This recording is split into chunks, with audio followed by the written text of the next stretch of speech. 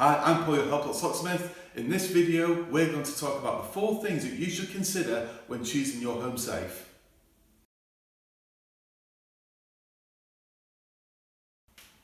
So the first thing to consider when you're choosing your home safe is where is your home safe going to go?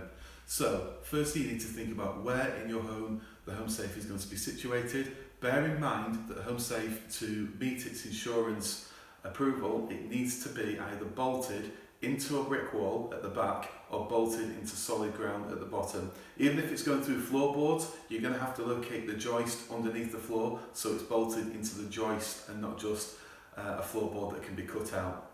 The other thing you need to think about then is how much space. Now you've got your allocated space and where it's going to be bolted, how much room is there? So if it's inside a cupboard, you need to find out the width, the height and the depth that you've got to play with to ensure that the safe that you order is going to fit in the space that you've allocated. And one final thing to think about in terms of location is the weight of the safe. If it's a particularly big safe and it's a heavy safe, if you're not going to have this delivered to a ground floor, you need to be thinking in your mind about how you're going to get your safe to the location that you're going to have it fitted. So next, you need to determine what's actually going to go into the safe, and this for a couple of reasons. Firstly, you need to know the value or the cash rating and insurance value that you want for your safe. So whether it be a 1k cash or a 2k, a 4k, 6k, etc. You also need to understand the size of the items that you're putting into your safe. So for example, if you have a laptop, you're then going to be in the market for a laptop safe, which is specifically built and it's designed to house a laptop.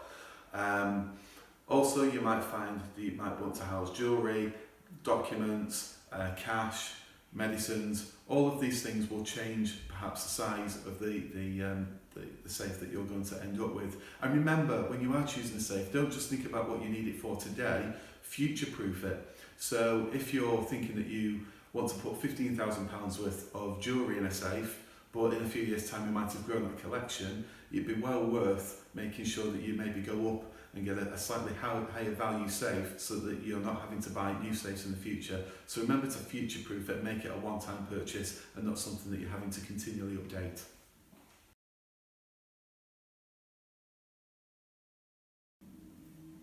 So another thing to consider when looking at home safes is, do you need a certified fire safe? If you're keeping documents in your safe such as birth certificates, passports and other important documents, and you want them to stand up or be safe in the event of a fire or extreme heat, then I would strongly recommend this. Now there are on the market such things as non-certified fire safes. Now they do tend to have some fire resistant material built into them, but they're not tested. If you're looking for a tested certified safe, then you're going to be looking for EN 15659.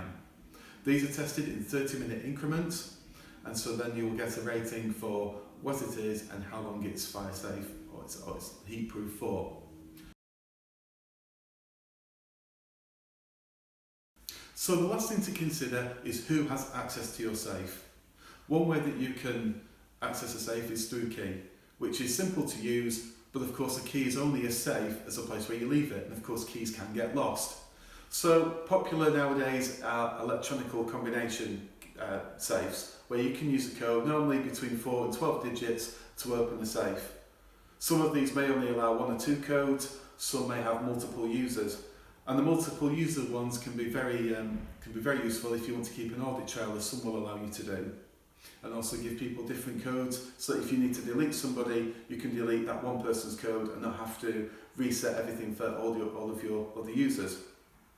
Also nowadays you can open the safe with your fingerprint, which you can either use instead of electronic combination code, or you can use it alongside as a second authentication, which is great because it means that even if somebody discovers the code to your safe, they still can't gain entry without your fingerprint.